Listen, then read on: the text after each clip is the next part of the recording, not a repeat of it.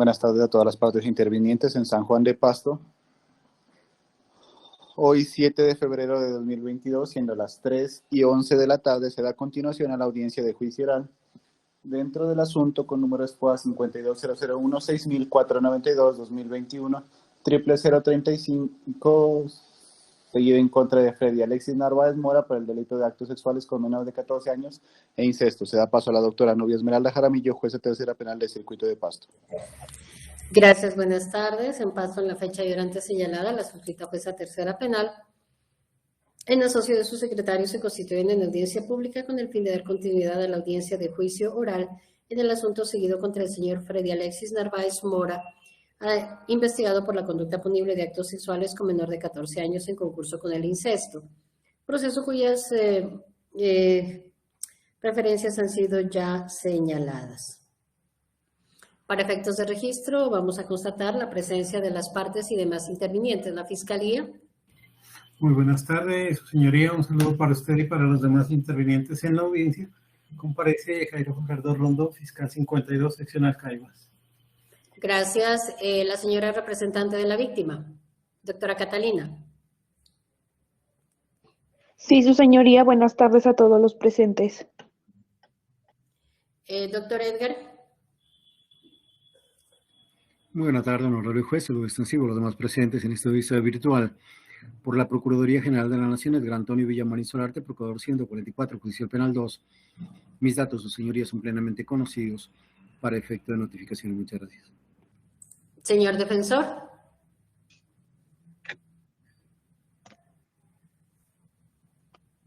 Doctor Esteban, para que por favor haga su presentación.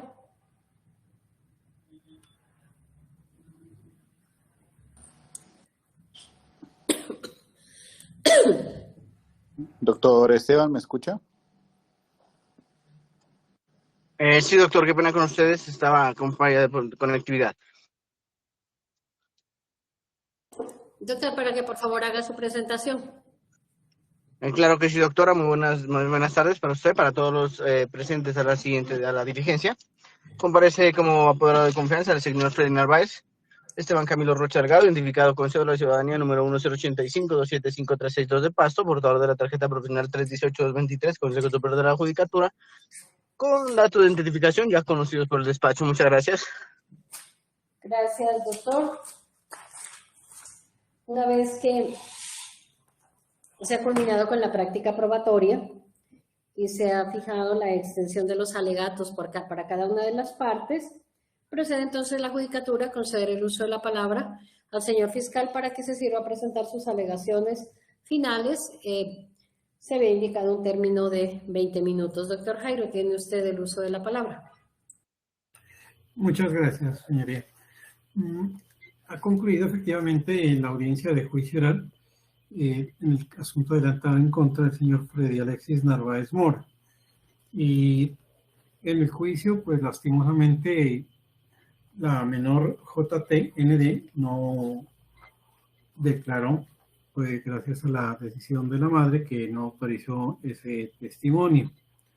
Sin embargo, se obtuvieron las declaraciones de dos personas que participaron como profesionales en la investigación de este caso.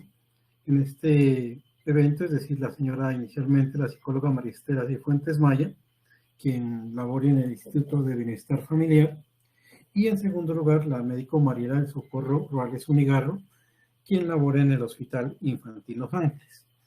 Se ha escuchado ambos testimonios, señoría, y como decimos, si bien es cierto, no se cuenta con el relato directo de la menor víctima, no por ello puede desconocerse que a través de los dichos de las citadas profesionales de la salud, se conoció la versión de esta menor, que rindió una versión en el momento de ser atendida tanto en el Hospital Infantil Los Ángeles como en el Instituto Colombiano de Bienestar Familiar.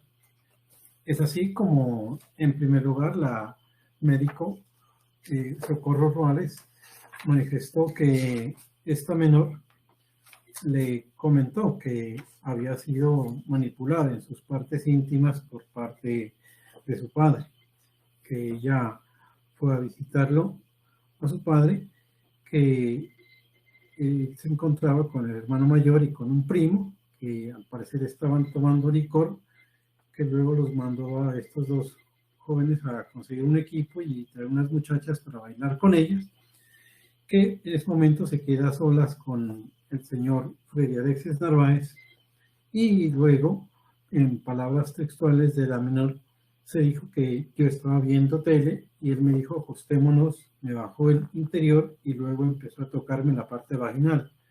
Luego fui al baño y cuando me acosté, él me rozaba el pene por mis partes vaginales. Me metió la punta del dedo en la vagina. No me hizo más porque ya llegó mi hermano y mi primo y siguieron tomando. Y yo me quedé durmiendo con mi hermano mayor en la habitación. A su vez, ante la psicóloga María Estela Cifuentes, la menor le relató de igual manera que estuvo de visita donde su padre, que ese día se quedó sola con el papá y dice, el día que empezó a tomar, yo empecé a sospechar que me quería hacer algo. Mi papá me empezó a tocar mi parte vaginal, me rozó el pene en mis partes genitales. Estas dos versiones de la menor ante las profesionales de la salud mental y física, pues no pueden ser desconocidas por la judicatura en el momento de hacer la evaluación de los medios de prueba que recopilaron durante la etapa de juicio. Pues si se observa en su contenido, ambos son bastante similares y dan cuenta efectivamente de que el padre de la menor le realizó tocamientos en su vagina y le rozó el pene también en su parte vaginal. Actos estos pues, que son precisamente los que constituyen la conducta punible de acto sexual con menor de 14 años y de incesto. Recordemos también, por otra parte, que está probado a través de estipulación probatoria que la menor contaba con 8 años de edad para esa fecha, es decir, es una persona menor de 14 años, y además se probó en el mismo registro civil de nacimiento que era hija del señor Freddy Alexis Narváez, lo cual a su vez da lugar también para que se pueda configurar la conducta punible de incesto. Entonces, estos dos relatos que la menor suministró, como se ha dicho, resultan absolutamente concordantes, coherentes, y no existen diferencias entre uno y otro. Y además de ello, tenemos como complemento de estas versiones, que serían pruebas de referencia, lo dicho por las médico y psicóloga, ya como profesionales de la salud, que en este punto se constituyen en testigos directos. Mientras la doctora Mariela del Socorro Ruales informó que al examinar a la menor encontró que presentaba su vulva eritematosa, y lo cual ella lo explica por unos posibles manipulación de esa zona de su cuerpo, situación que coincidiría pues con lo informado por esta menor de que su padre le tocó la vagina con los dedos, con el pene, y esta vulva eritematosa se constituye en una inflamación de esta zona del cuerpo. Este concepto médico, pues, como hemos dicho, armoniza plenamente con la versión de esta menor rendida ante la médico y que se ha traído a juicio a través del dicho de esta profesional de la salud.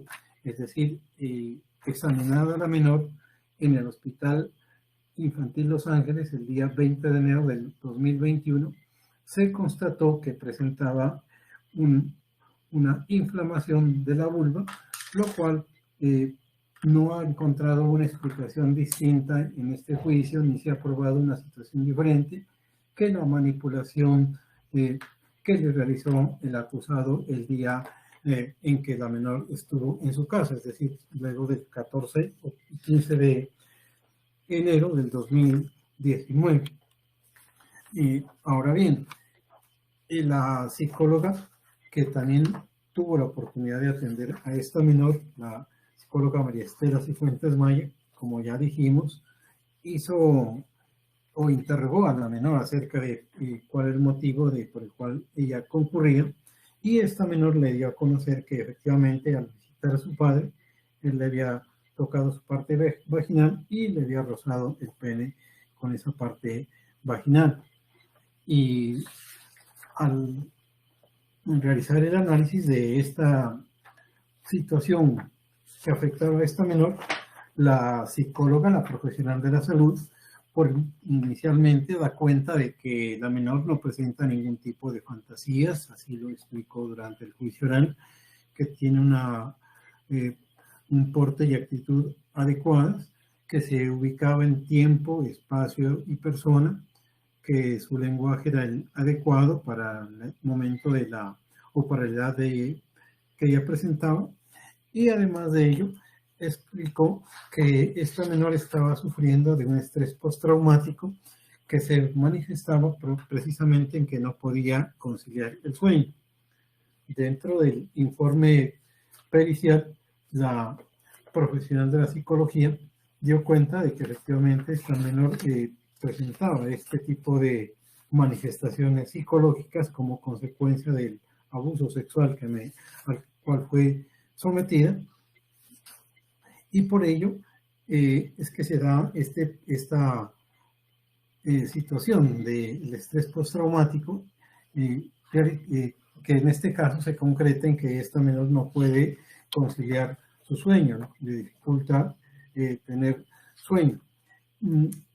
Recordemos de paso también que la misma o la médico Mariela Roales, al momento de su testimonio, manifestó que la niña había informado que había tenido sueños y que en el sueño un médico le decía que estaba embarazada de su papi.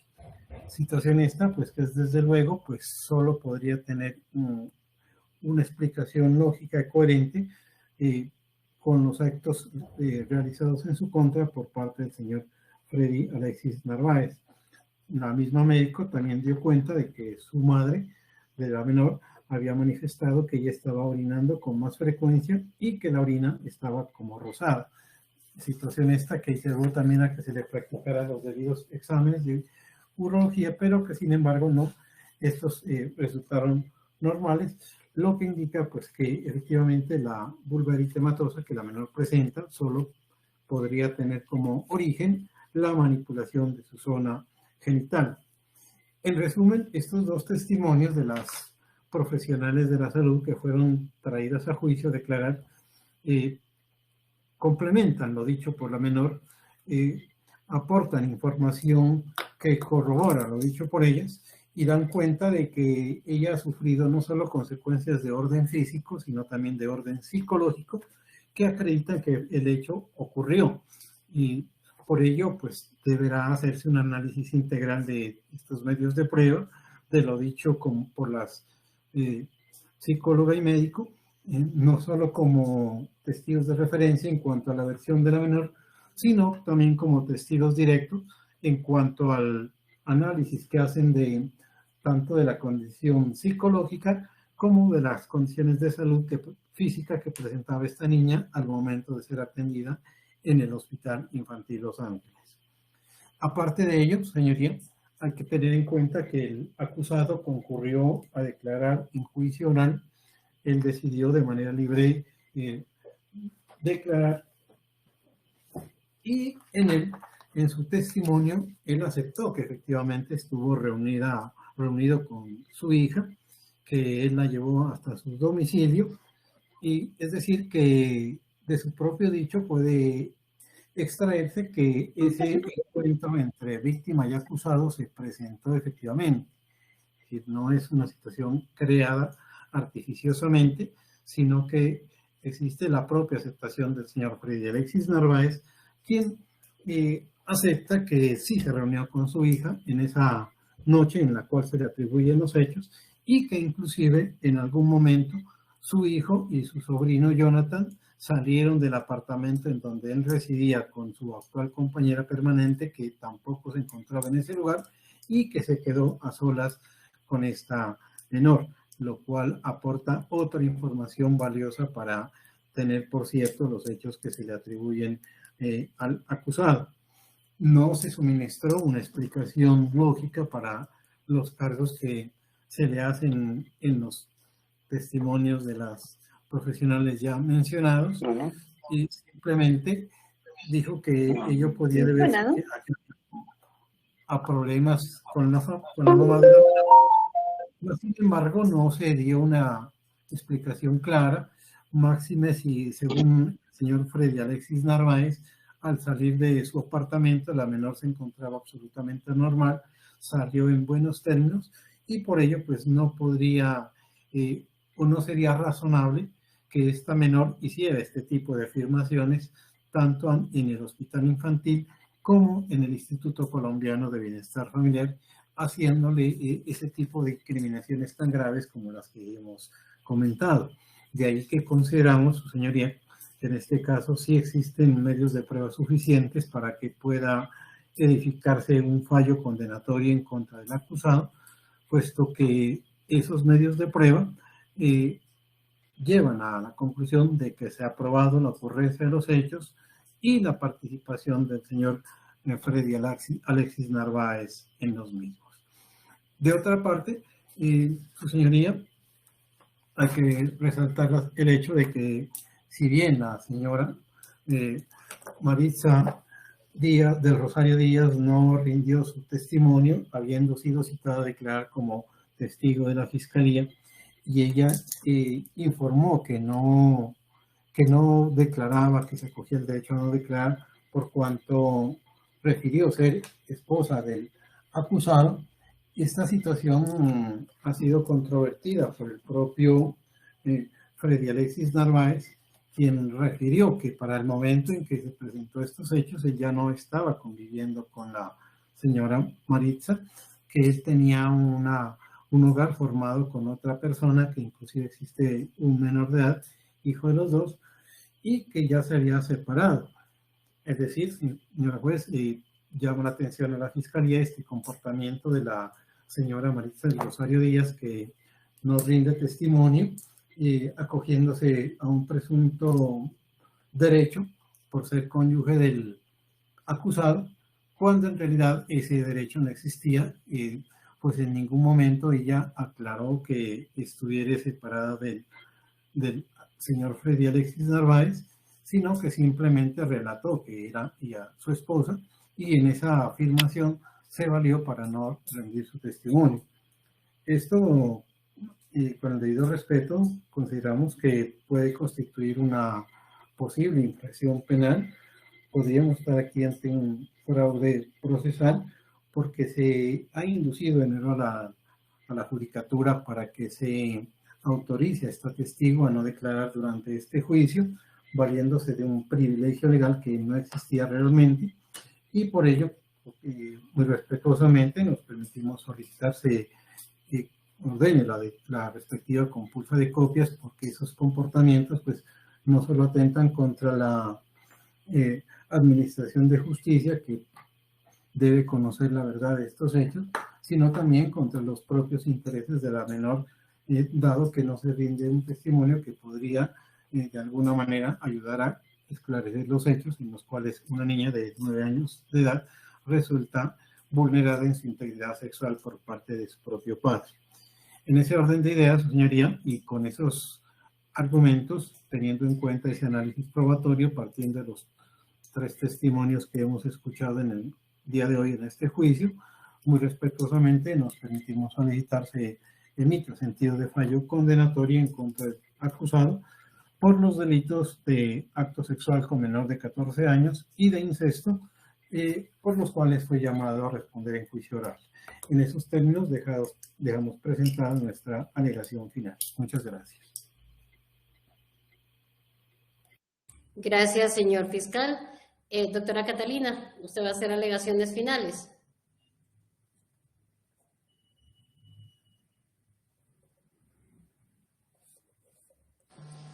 Esperamos un momento, doctora Nubia, que la doctora Catalina se ha desconectado de la reunión.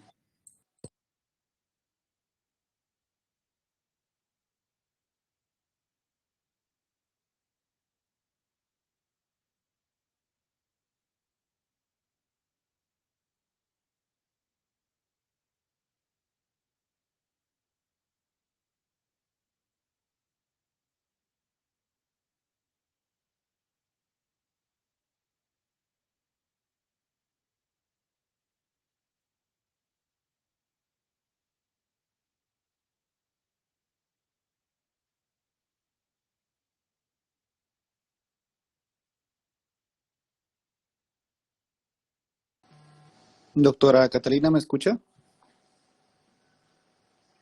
Sí, ahí lo, pero lo Listo.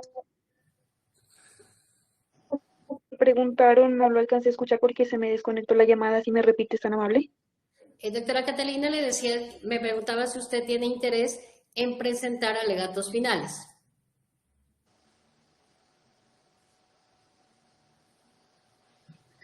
Señora juez, no voy a presentar alegatos finales de acuerdo a la decisión que ha tenido mi cliente, pero sí me gustaría hacer una pronunciación respecto de las acusaciones que ha hecho el señor fiscal. Bien, pues, doctor. Si me permite. Gracias. Bueno, como ya lo ha manifestado mi representada y como es del conocimiento del despacho, mediante un escrito, ella mencionó su negativa a declarar en contra de su cónyuge, el procesado, y se abstuvo de rendir testimonio dentro de esta audiencia, derecho pues que le asiste la Constitución política en relación con el parentesco. Ahora, al tratar de presionar a las víctimas a rendir testimonio, como lo ha pretendido hacer la Fiscalía,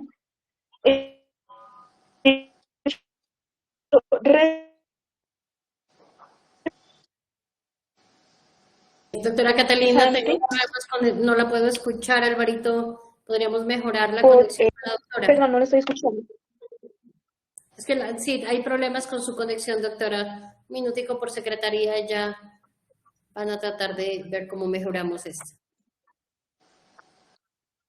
Yo sí la escucho, ¿usted me puede escuchar bien? Ahorita ya la escucho, doctora. Lo último que dije, ¿sí lo escuchó o lo repito? No, doctora, por favor, ¿lo puede repetir?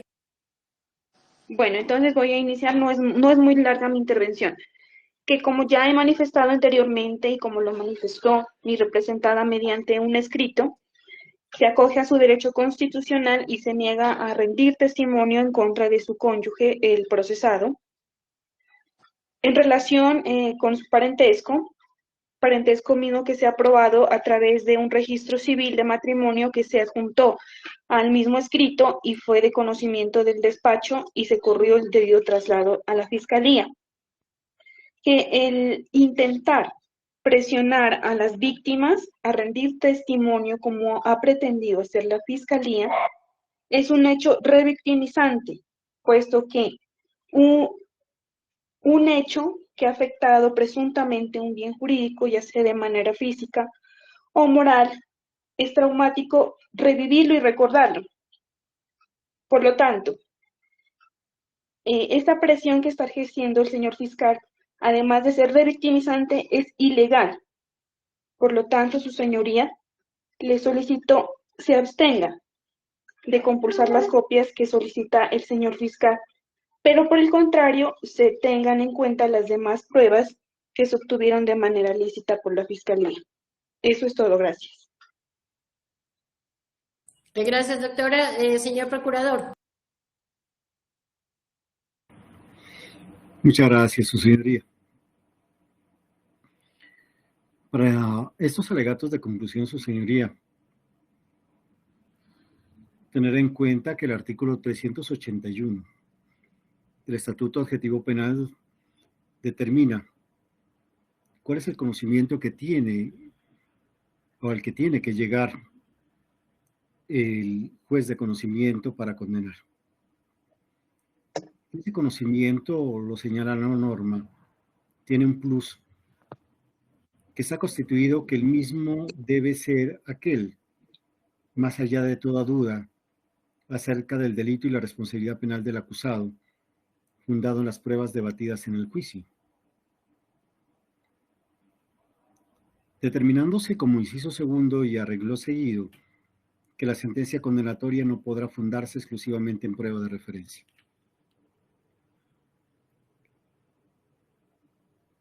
Sobre el tema de referencia, entre otros tópicos, su señoría, la sentencia 43866 de 16 de marzo del año 2016 expuso lo siguiente, su señoría. Voy a pedir excusas desde ya por hacer una cita un poquito larga, pero que será utilizada para los menesteres de estas alegaciones. Dice la Corte: en el ámbito de los delitos sexuales, concurren dos situaciones trascendentes frente al análisis del sentido y alcance de la parte final del artículo 381, es decir, la imposibilidad de fundarse una sentencia condenatoria exclusivamente en prueba de referencia. Y dice la Corte: primero, la tendencia cada vez más marcada a evitar que los niños víctimas de abuso sexual concurran al juicio oral. Y segundo, la clandestinidad que suele rodear el abuso sexual.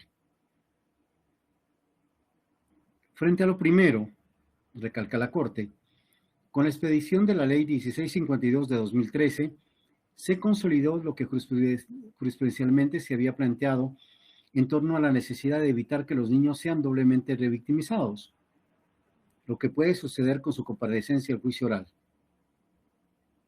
Así es posible que en muchos casos la Fiscalía deba apelar a la presentación de estas declaraciones a título de prueba de referencia, como expresamente lo permite el artículo 3 de la ley en mención, y en consecuencia se vea abocada a asumir las cargas derivadas de lo estatuido en el varias veces citado artículo 381, lo que necesariamente obliga a realizar una investigación mucho más exhaustiva.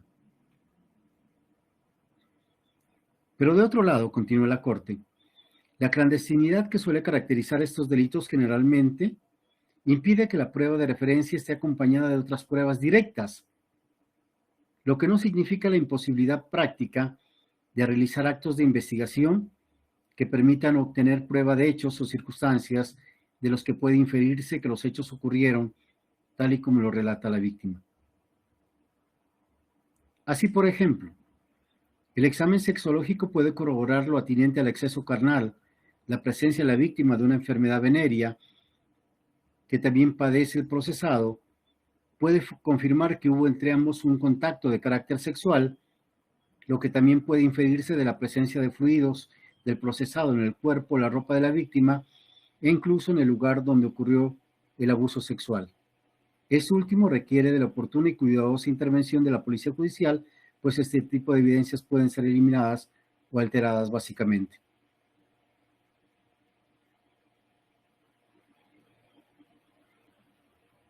Aquí, su señoría, me voy a detener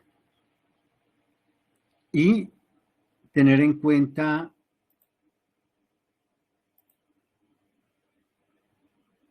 la valoración médica que se realizó a la menor, su señoría, y la presencia de una vulva inflamada.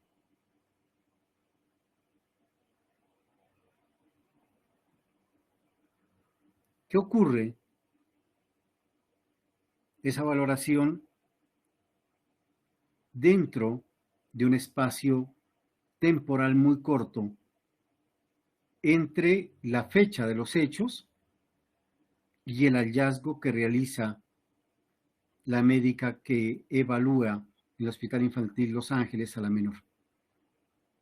Es decir, empezamos a encontrar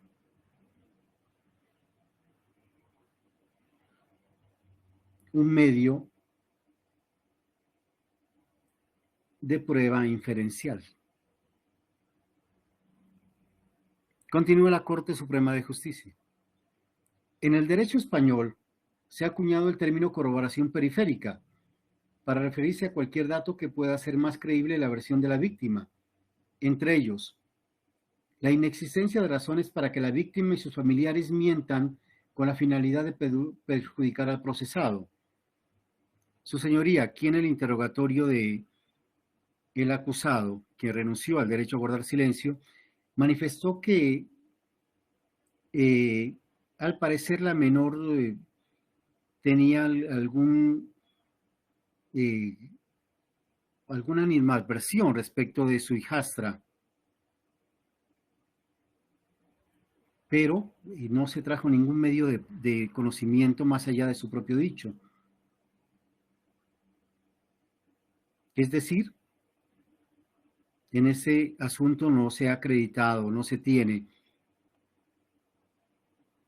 por probado que existan razones para que la víctima o sus familiares la víctima mienta o los familiares hayan inducido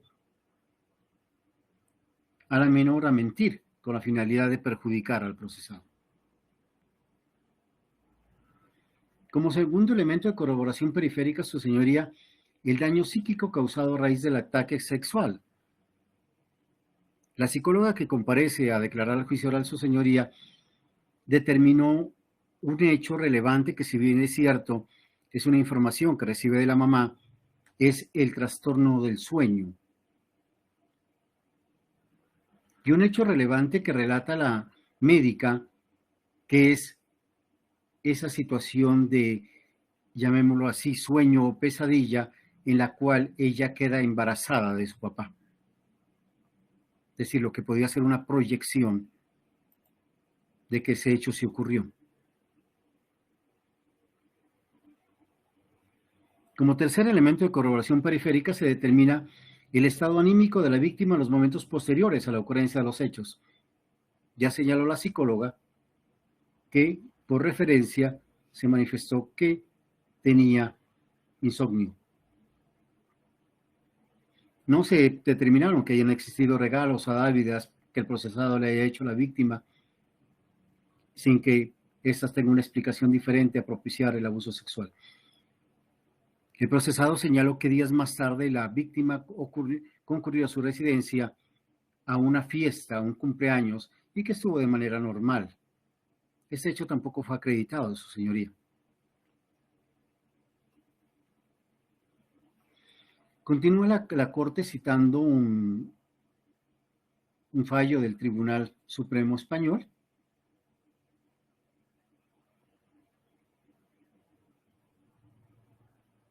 y señala la Corte Suprema de Justicia lo siguiente, arreglo seguido, su señoría. Es claro que no es posible ni conveniente hacer un listado taxativo de las formas de corroboración de la declaración de la víctima, porque ello dependerá de las particularidades del caso.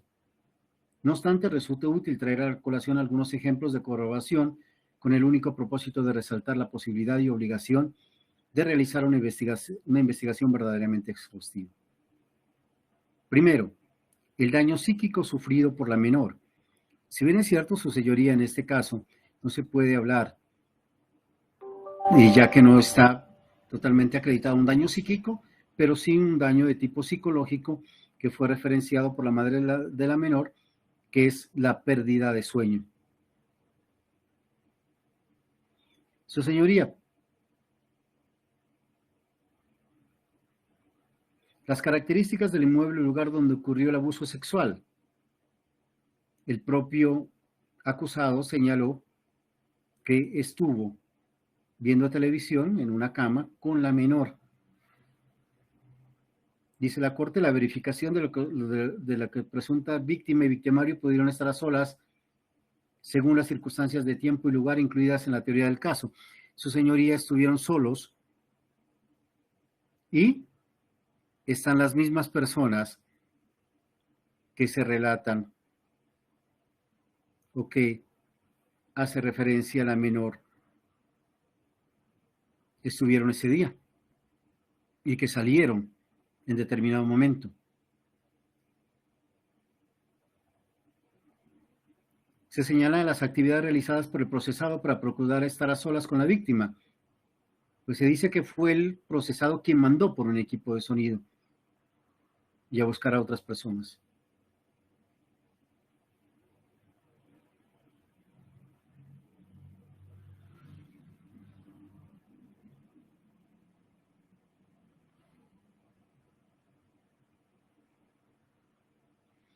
Su señoría, la Corte Suprema de Justicia señala que en todo caso se debe tener en claro que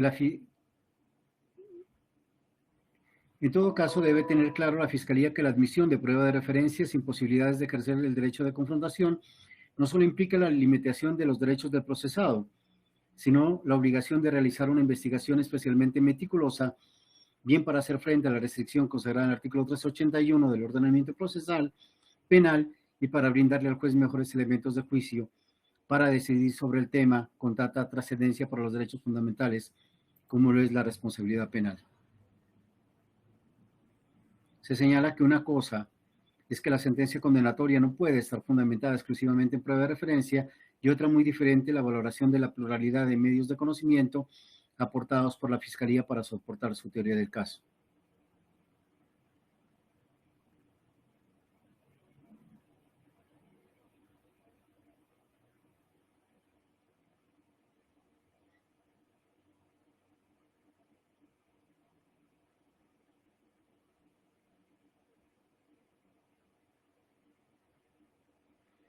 Concluye la Corte, señoría, en sumo, frente a la restricción consagrada en el artículo 381 de la Ley 906 de 2004, debe tenerse en cuenta aspectos como los siguientes.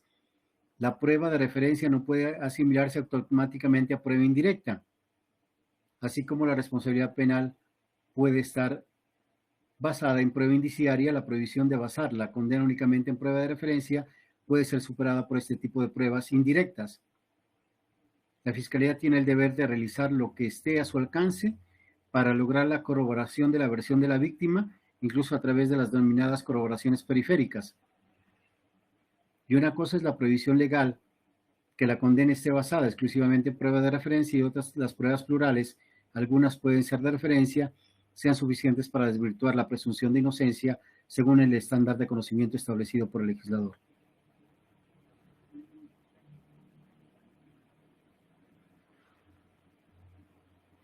Su señoría,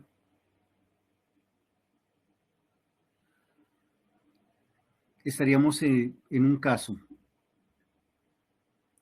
dentro del cual estaría en juego la libertad de una persona quien se expone a una larga condena y el asumir como existentes esos datos de corroboración periférica o indicios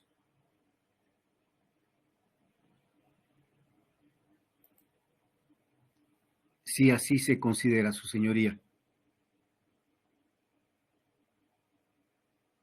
Pero es de anotar que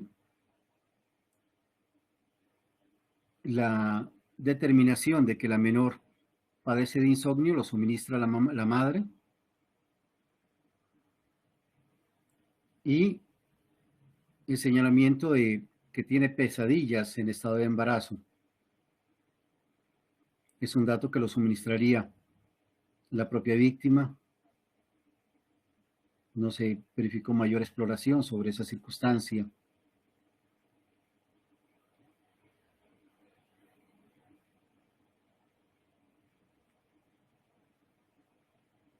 Y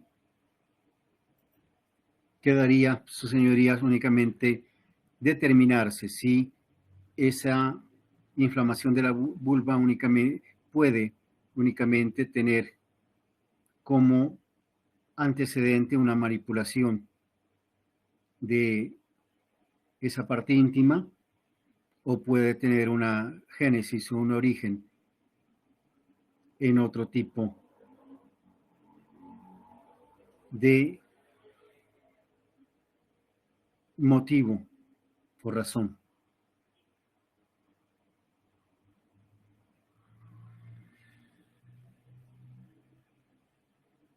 Su señoría, estándose frente a los intereses de una víctima menor de edad, un sujeto de especial protección que no se avisora porque tendría que concurrir a tergiversar la verdad, se rogaría tenga en cuenta lo que se ha expuesto, que es coincidente con lo narrado por la Fiscalía General de la Nación y sustentado en esta alegatos conclusivos, para que se pueda dictar un fallo condenatorio. No obstante, si su digno despacho los encuentra insuficientes, se deberán aplicar aquellos principios rectores que están íntimamente ligados con la presunción de inocencia y el indubio pro reo. En esos términos rinde sus alegatos este funcionario, señores. Muchas gracias. Gracias, señor procurador. Señor defensor. Sí, su señoría, muchas gracias. Bueno, en lo que tiene que ver con los alegatos de conclusión, la defensa quiere manifestarles tanto al señor fiscal como al señor procurador que las conclusiones a las que esta defensa ha llegado difieren ostensiblemente desde el punto de vista jurídico y las objeciones y las observaciones que haré frente a lo actuado en el proceso lo hago con el debido respeto que me corresponde como abogado, y es lo siguiente. Como el juicio inicia con la presentación del escrito de acusación, posteriormente en la preparatoria, donde se debió llegar el conocimiento previo de las pruebas solicitadas, de manera sorpresiva me encuentro con que el ente acusador desconoció los lineamientos establecidos por parte del despacho que debía tener frente al procedimiento probatorio de las partes, esto en virtud de que no se corrió traslado a la defensa de la totalidad de los elementos materiales probatorios que la Fiscalía pretendía sean tenidos en cuenta, pues, específicamente en cuanto a la prueba referenciada como entrevista forense rendida por la menor de iniciales YTND del 22 de enero de 2021, la cual contenía conjuntamente, debía contener un DVD de la misma realizada por el servidor de Policía Judicial, Jonathan David Chávez. Afortunadamente, señoría, dentro de su sabiduría, decidió no decretar dicha prueba, la cual, desde el punto de vista profesional netamente personal, era la prueba principal con la que contaba la Fiscalía. Ahora bien, cabe resaltar que en atención a las manifestaciones realizadas por la señora Maritza Díaz, madre y representante legal de la menor Jocelyn Tatiana, en las cuales nos da a conocer su decisión de acogerse a sus garantías constitucionales y amparada en las disposiciones legales vigentes, optó por no declarar en contra de su cónyuge, igualmente en su condición de representante legal y madre de la menor, acoge dicha disposición para la misma. Dejando por fuera estos elementos probatorios sobre los cuales se hizo o se soportó la teoría del caso con unos elementos probatorios mínimos y todos de tipo testimonial por parte de la Fiscalía. Siendo más específicos, la Fiscalía pretende demostrar, más allá de toda duda razonable, que mi defendido es responsable de la comisión del delito del cual se le acusa, principalmente con el informe de verificación de valor psicológico, realizado a la menor de iniciales YTND, el día 21 de enero del 2021, suscrito por María Estela Cifuentes Maya, psicóloga del ICBF. Informe del cual debe tenerse en cuenta que no es una entrevista como tal, ya, así como lo afirmó la misma psicóloga, sino que es una diligencia de restablecimiento de derechos, con el cual se busca sobreguardar los derechos del menor, mas no va encaminada a probar la veracidad de ningún hecho, ya que en el mismo se transcribe lo suministrado por las autoridades competentes, ya sea por psicólogos del hospital infantil donde se atendió a la menor o el funcionario de policía judicial que realizó la entrevista. Por otra parte, también debe tenerse en cuenta que en la historia clínica de la menor Jocelyn Tatiana Díaz, realizada por el Hospital Infantil Los Ángeles de esta ciudad y suscrita por la médica Mariela del Socorro Rales Unigarro, la cual fue introducida ya como prueba que se tendrá en cuenta, se especifica que la inflamación de la vulva que presenta la menor se debe a una irritación provocada por el uso de un jabón, el cual no es afín con su piel.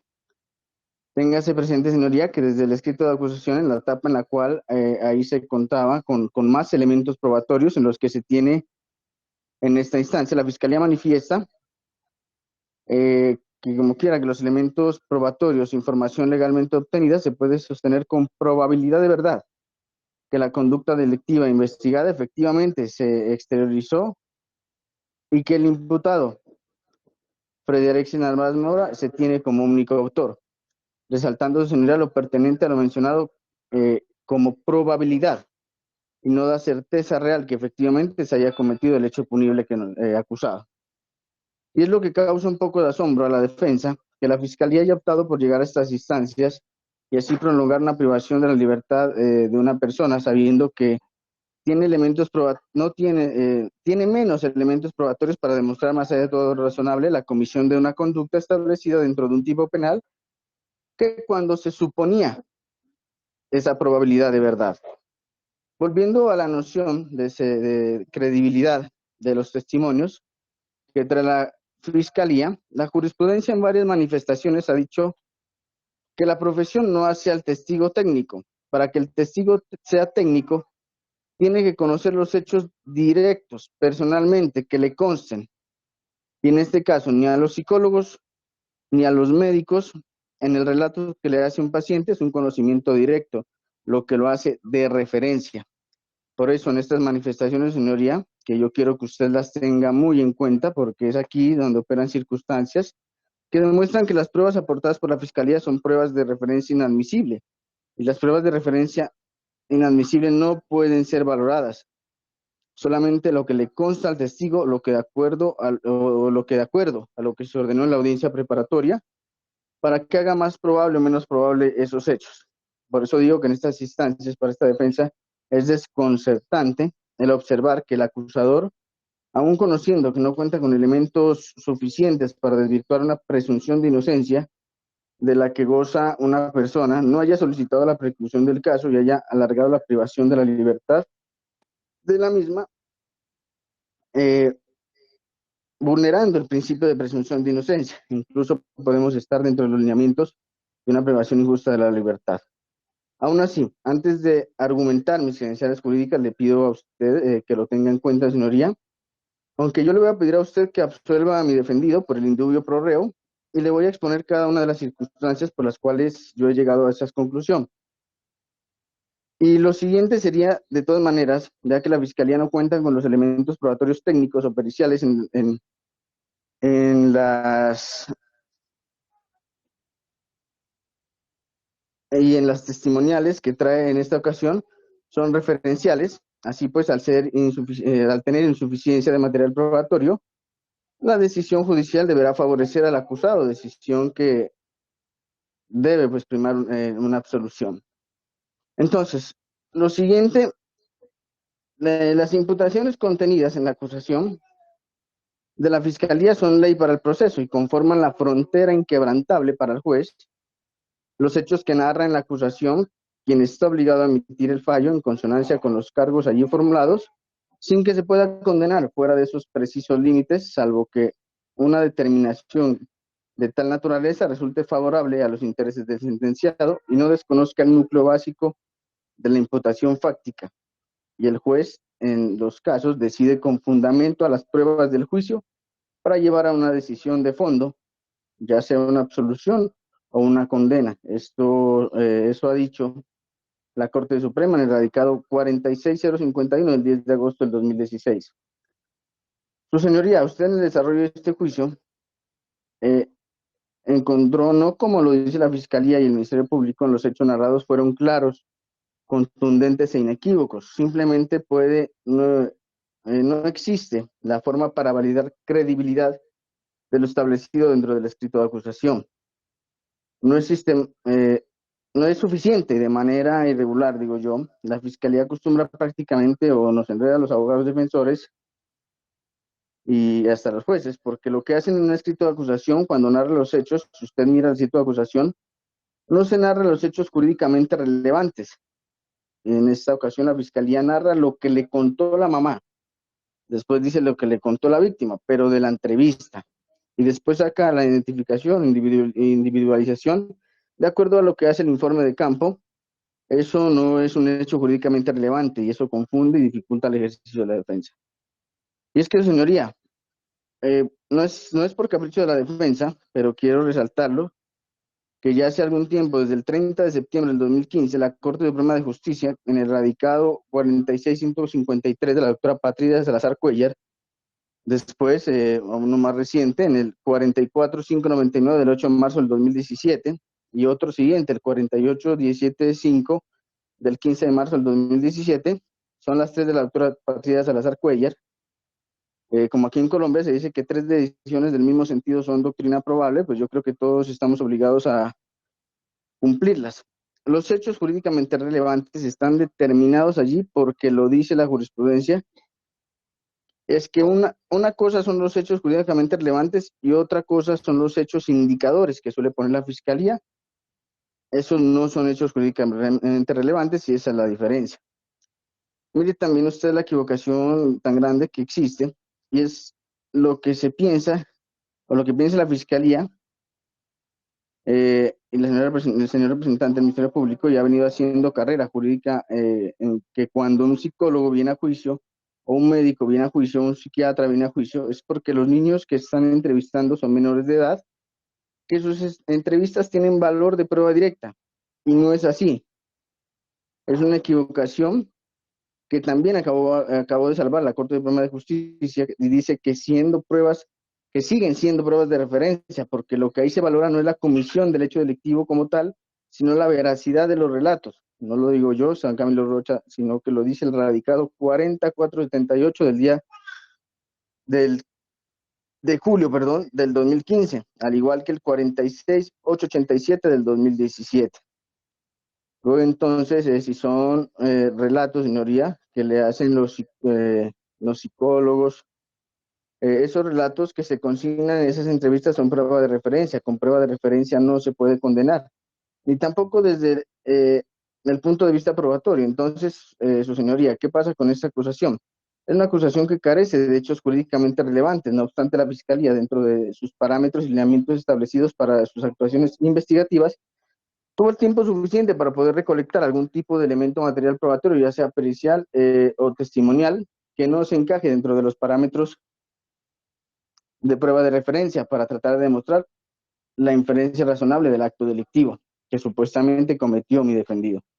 Y es más, tuvo la intención de hacerlo, ya que por parte de la Fiscalía, y según relatos de la madre Maritza Díaz,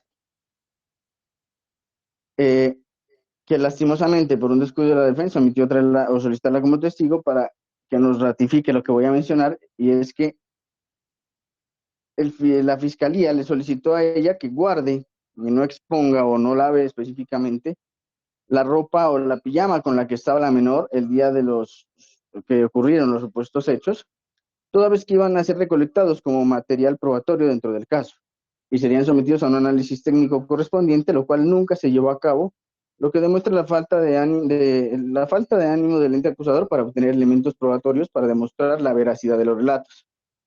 De su interés, señoría, que también se puede dar a entender o se puede demostrar, toda vez que en el mismo escrito de acusación la Fiscalía nos narra que el día de los hechos, momentos antes y después, en el lugar se encontraban con un primo y el hijo menor, Andrés Felipe, de los cuales en ningún momento, perdón, fueron solicitados como testigos, ni siquiera son mencionados por el ente acusador como testimonios, los cuales hubieran podido ser determinantes en el caso en concreto.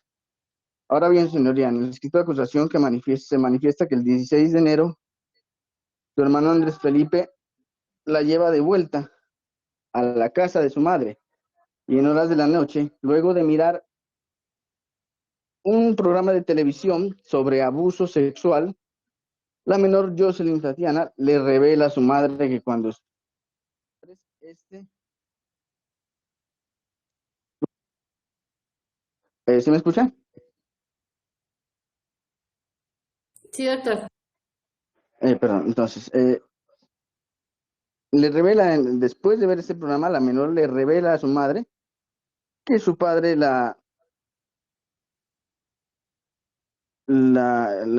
que su padre procedió a tocarle la vagina con la mano y luego le baja el pantalón y le pone el pene en la vagina. Téngase presente las circunstancias de este hecho, porque claramente dice que se encontraba viendo un programa de televisión sobre violencia sexual. Ahora bien, si tenemos en cuenta la edad de la menor, claramente nos podemos encontrar o suponer que los relatos hechos fueron producto de la influencia del medio de comunicación y por el impacto de lo que había acabado de ver. Entonces podemos estar frente a de un relato despojado de la verdad.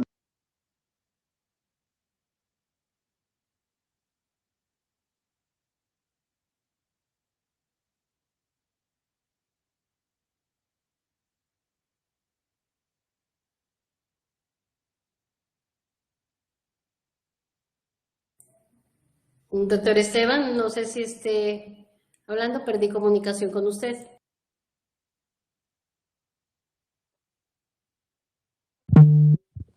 ¿Ahí me escucha, doctora?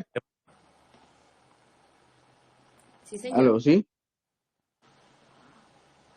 Sí, continúe, doctor. Bueno, doctora, entonces, volviendo al contexto, se había dicho anteriormente que pues los relatos acontecidos pudieron haber sido influencia de lo que había acabado de ver la menor dentro de los medios de comunicación.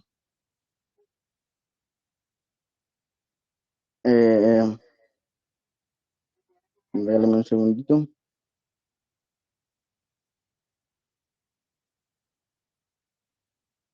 Exactamente.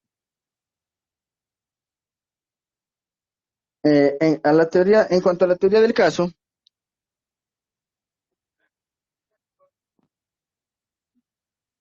eh,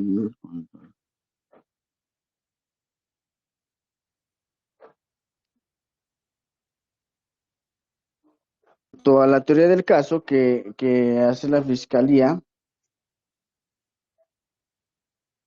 su señoría, tampoco estoy de acuerdo por no tener hechos jurídicamente relevantes, solamente los relatos de la mamá, y mire usted que estos relatos y de la menor son simplemente manifestaciones que hace la fiscalía, ya que no se cuenta con ningún elemento probatorio que lo acredite, ya que ni siquiera lo dicho en la entrevista al policía judicial tiene relevancia jurídica, toda vez que la entrevista no fue decretada en la audiencia preparatoria por no cumplir con los requisitos procedimentales pertinentes. Al igual que lo que la menor haya dicho a la funcionaria de bienestar familiar en las actuaciones direccionadas al restablecimiento de derechos, ya que se encuentran enmarcados dentro del secreto profesional. Existe la ley del secreto profesional y la doctora Estela Cifuentes Maya no es una psicóloga forense, solamente es una psicóloga clínica que diagnostica circunstancias. La ley del psicólogo no les permite, aún ni en lo judicial, sin permiso del usuario o su representante legal, revelar información que tiene. Por lo que la declaración de la psicóloga María Estela Maya Cifuentes tampoco se puede considerar como una prueba técnica. Y los señalamientos que le pretenden hacer a mi defendido en esas entrevistas son pruebas de referencia inadmisible. Usted puede ver, su señoría, en el tratamiento que se le da a este tipo de declaraciones en la sentencia 4478, en el punto 13.2 de esa sentencia. Entonces, señoría, estas entrevistas que rinden los peritos o los psicólogos son pruebas de referencia inadmisible. Sobre estas entrevistas hay un tratamiento especial, los cuales se pueden encontrar en la sentencia 4478 del 10 de junio del 2015 del doctor Fernández Carlín, y la sentencia 46887 del 22 de febrero del 2017 del doctor Luis Antonio Hernández Barbosa. Estas igualmente dicen que el punto a dilucidar por el perito no es el acontecimiento delictivo como tal, sino la veracidad de los relatos, porque se pretende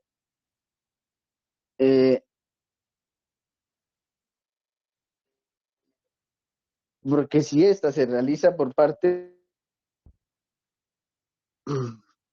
se realiza pues, para determinar la veracidad del relato mencionado. En la definición del caso, es atacar los dos puntos de vista, tanto la veracidad la veracidad del acontecimiento delictivo o elementos probatorios para satisfacer para satisfacer los relatos que hacen menor a los psicólogos y psiquiatras, y se equivocan los funcionarios judiciales cuando... ¿Sí me están escuchando? ¿Sí me están escuchando? Señor. Sí, doctor, sí lo escuchamos. Bueno, ok. Se equivocan cuando le dan valor a esas apreciaciones como prueba técnica. Lo que dicen esos informes son un resumen y una probabilidad de afirmación del infante. La reconstrucción cosa que es de referencia. Es lo que viene a declarar aquí la psicóloga, es la reconstrucción de esos relatos. que le está diciendo el infante. Por eso, señoría, esos presuntos tocamientos de que hablamos aquí, o que se han hablado, que se han dicho, unos y otros, no se sabe a qué distancia se la tocó, cuánto ha pasado desde que se la tocó hasta que se hicieron los exámenes, no se determinó en ningún momento eso. No se ha dicho en ninguna parte tampoco que a la niña se la cogió a la fuerza.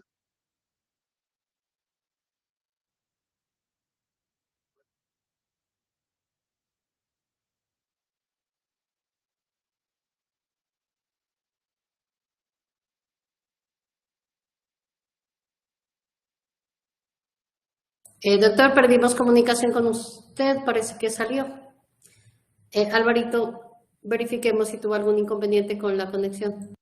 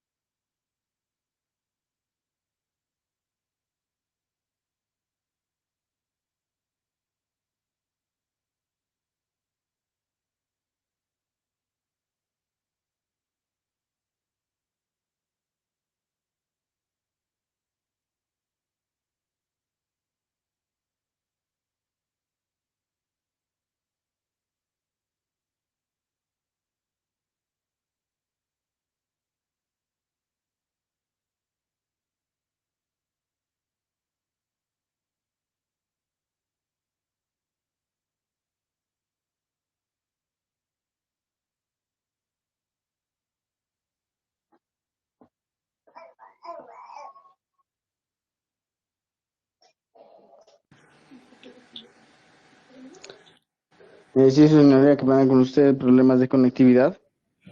Gracias, doctor, ya lo escuchamos. Le recuerdo que eran 20 minutos, se han superado, le doy 5 minutos para que concrete su alegación final. Ok, sí, señoría, regálame un segundito entonces. Entonces, señoría, las acusaciones eh,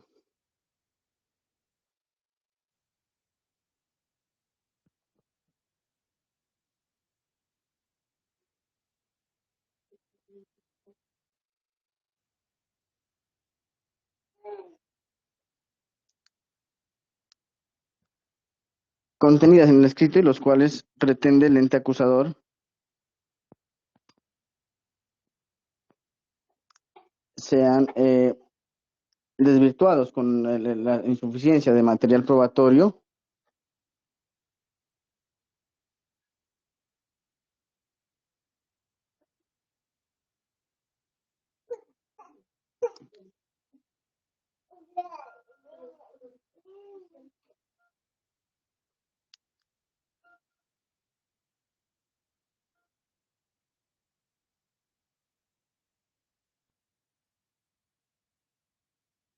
Doctor Esteban.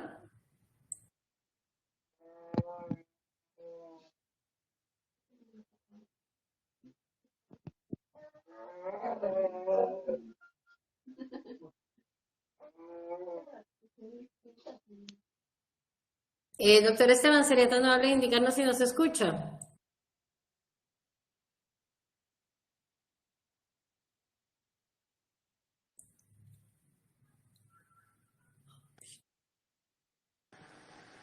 Doctor Esteban.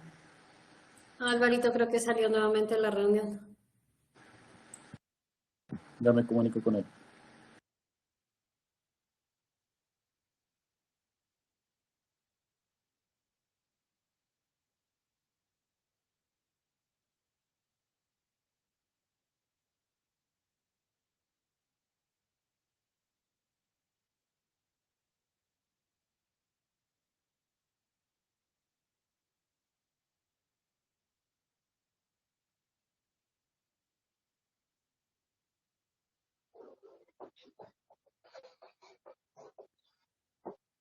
Doctor Esteban, ¿me escucha?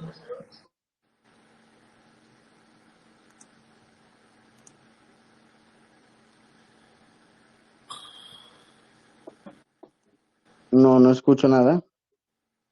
¿Ella me escucha, doctor Esteban? Ahí ya, doctora, ya le escucho. Listo, doctor Andrés. Doctor, para que vaya por favor concluyendo sus alegatos. Ok, señoría, entonces, en cuanto al caso en concreto, la Fiscalía se puede determinar que no tiene pruebas suficientes para poder desvirtuar una presunción de inocencia.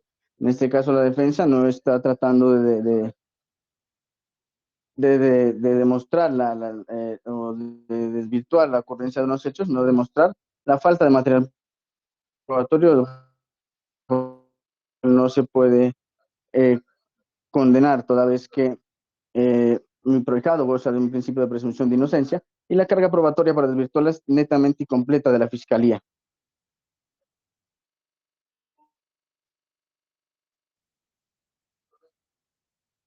Por lo tanto, señoría, que nos presenta la Fiscalía no se permite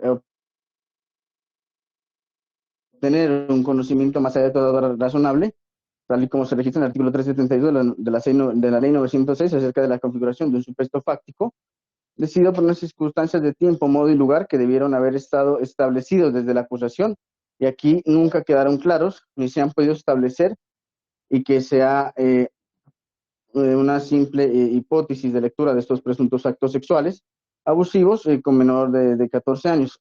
Es una modalidad concursal y sucesiva, por lo que fue acusado y detenido, según el escrito de acusación, mi defendido, lo que se debatió en el juicio y por ello, frente a los elementos materiales probatorios incorporados por la defensa como material de refutación en este debate oral, solicito que a mi defendido se le reconozca al menos el indubio pro reo de los artículos 7 del artículo del inciso séptimo, el artículo 381 del Código Penal, y en este sentido, su señoría, se le solicita, se dicte un fallo de carácter absolutorio a mi defendido.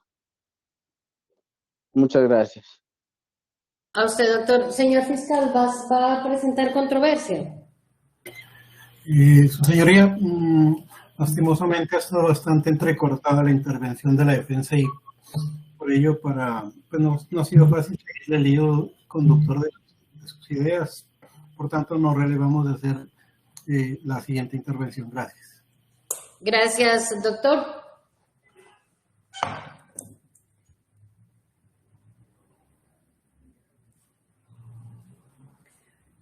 Una vez presentados los alegatos, se declara formalmente clausurado el debate dentro del asunto, seguido contra el señor Freddy Alexis Narváez Mora, y se informa que el sentido del fallo será emitido el día 30 de marzo a las 11 de la mañana. Les ruego, por favor, verificar sus agendas.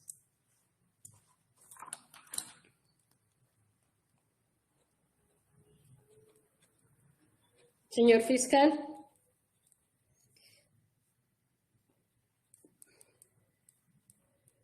Sí, perdón, un segundo, estoy revisando. Ya, gracias.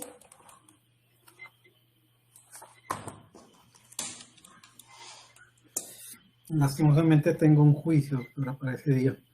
Ya, gracias, doctor. Ya vamos a verificar otra fecha.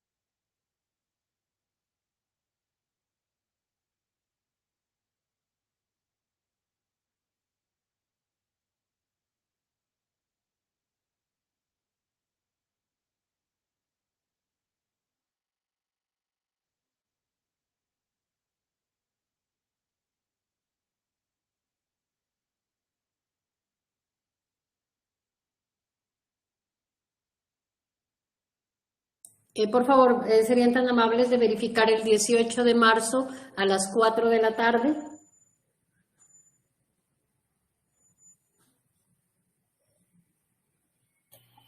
Por parte de la Fiscalía no hay inconveniente para esa fecha, señoría.